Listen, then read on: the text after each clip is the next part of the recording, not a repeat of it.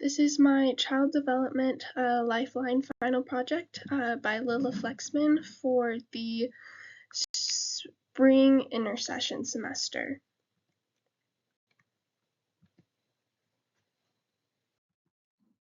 Introduction. In this project, I'll talk about concepts from the book and how I think they influence my life. Doing this project will help me to better make connections between what we learned and how it applies to my life.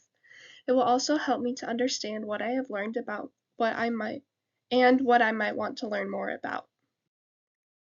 Chapter 1, Introduction to Child Development. Tetrogens. I think a tetrogen that impacted me was air quality. When the air quality was bad, I would feel bad, my skin would be dry, and I would have breakouts more often. Active development. I think I played a role in my active development. I was always exploring the world around me. I also played games that allowed me to use my brain. Psychosocial. This allowed me to understand my feelings better. I was aware of how different things I did might impact me. I was also very self-aware. Chapter 2, Conception, Heredity, and Prenatal Development. Nurture. I think I was mainly shaped by nurture. My parents always made sure I had enough to eat. They also made sure I had plenty of opportunities to succeed. This allowed me to be the best I could be. Pregnancy. My mom had a healthy pregnancy with me. She made sure to take care of herself so that I could be a healthy baby. The only struggle I would say she had with the pregnancy was that I was 16 days late. Genotype. I inherited a love of genealogy from my parents. I've always been interested in where I came from. I've sought out environments that will support my gene tendencies. Chapter 3, Birth and the Newborn. C-section. My mom had to have a C-section when I was born. The fluid that gave me nutrients and allowed me to breathe disappeared. This was very stressful to her because she had had natural births with my other siblings. Small baby. I weighed 7 pounds when I was born. This might not seem small, but I was petite and long. I also didn't gain weight very fast. Childbirth methods. As mentioned above, my mom had to have a C-section with me. Otherwise, I would have been born in a birthing center like the rest of my siblings. Sometimes our plans don't go the way we want them to. Chapter 4, Physical Development in Infancy and Toddlerhood. Breastfeeding. I was breastfed when I was a baby. I think this helped me to have a stronger immune system. I think it also allowed me to have a strong connection with my mom. Sleep. When I was growing up, my mom had me take naps every day. I've always been a deep sleeper. This allowed me to have the energy I needed to do the different activities I did daily. Gross motor skills. I would say my gross motor skills developed normally. I was always running, jumping, and climbing. I had no fear. I would run into walls and then get up and laugh and continue on. I would also jump off things when my parents were on the other side of the room expecting them to catch me, and they always did. Chapter 5, Cognitive Development in Infancy and Toddlerhood. Language. I would say that my speech developed fast. It was an important part of conveying my emotions and feelings. It helped my parents to understand what I wanted. Memory. My memory was always average. I was never good at remembering relevant information. I always remembered the most random facts. Learning. I always enjoyed learning. It allowed me to know information that my siblings knew. Learning helped me to better develop my memory. Chapter 6, Social Emotional Development in Infancy and Toddlerhood. Temperament. I always had a sweet temperament growing up. I always made sure that everyone felt loved. The only time I would get really angry was when I was mad at my brother. Attachment. I wouldn't say I had attachment issues, but I always wanted my mom or dad. Having older siblings also created an attachment. I always had them with me, so doing things without them was hard. Personality. My personality was sassy and shy. I think being sassy helped me when I eventually broke out of my shell. It helped me to not have a lot of fear. Being shy also helped me to understand who I am. Chapter 7, Physical Development in Early Childhood. Nutrition. My parents always made sure that we had healthy options. Even if dinner wasn't very healthy, they always made sure that we had healthy options to go with it. We also had healthy snack options throughout the day. Sleep. I never had trouble sleeping in early childhood. This allowed my body to function normally. It also allowed me to have all the energy I needed. Growth.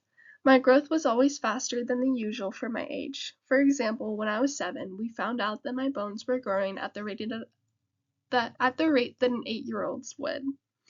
It never bothered me, but the growth became uncomfortable sometimes.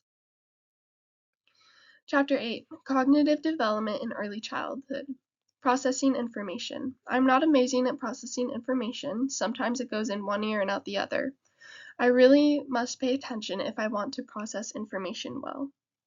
Preschool. I did preschool with my friends from church. Every week we would do it at someone else's house. This allowed me to learn and play with my friends. Attention. I have ADHD, so it makes it hard for me to focus. If I don't discipline myself, I have an attention span of probably 10 minutes. This makes it hard to get my homework done. Chapter 9: Social Emotional Development in Early Childhood. Self-esteem. I never struggled with self-esteem when I was little. I grew up in a family that was supportive and never tore us down. This allowed me to think highly of myself. It also allowed me to believe in myself.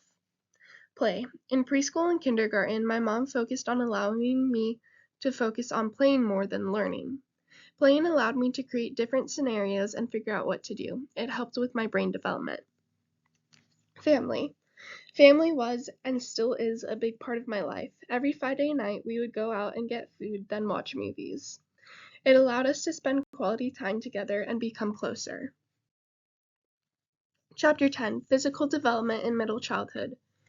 Growth. I went through a lot of growth spurts during this time. My bones grew too fast for my body, so I have stretch marks on certain parts of my body. I was always taller than my friends, but I became even taller.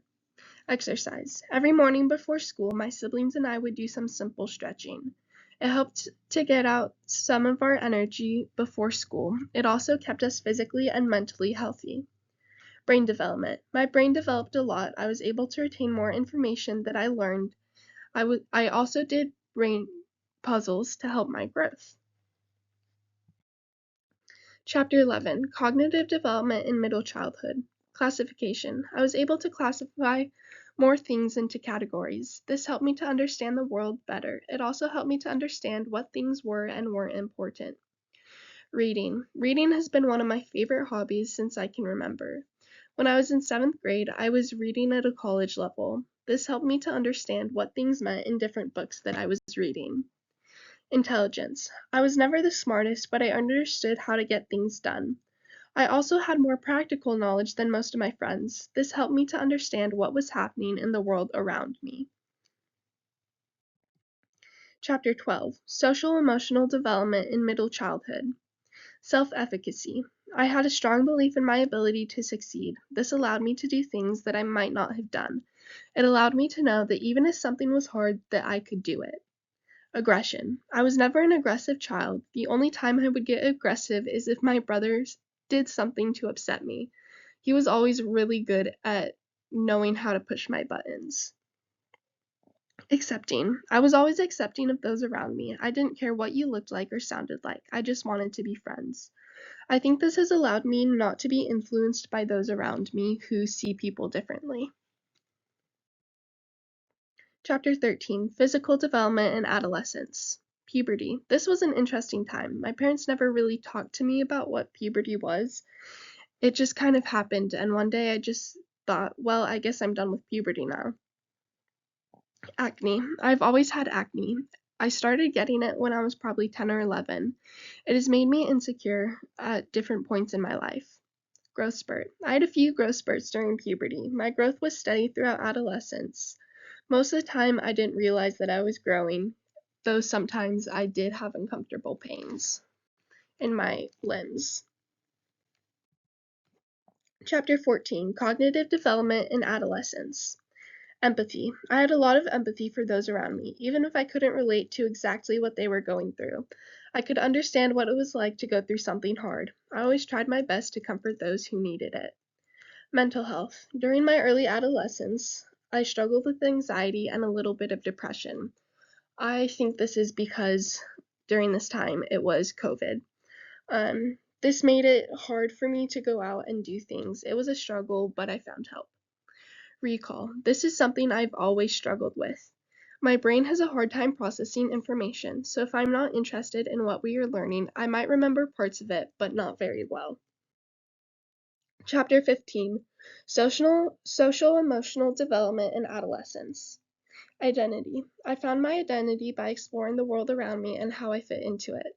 I also tried to look inside to see who I was. Doing this allowed me to be more confident in myself. Autonomy. I always wanted to have my own freedom. When I got my license, I had more freedom. Being able to go places by myself has improved my relationship with my parents. Antisocial. Since COVID, I've become a homebody. It's not that I don't want to go out with my friends or that I don't have any. It's just that I would rather stay home. Conclusion. This project has shown me how my development progressed throughout my childhood. It also showed me that I want to learn more about my mental development.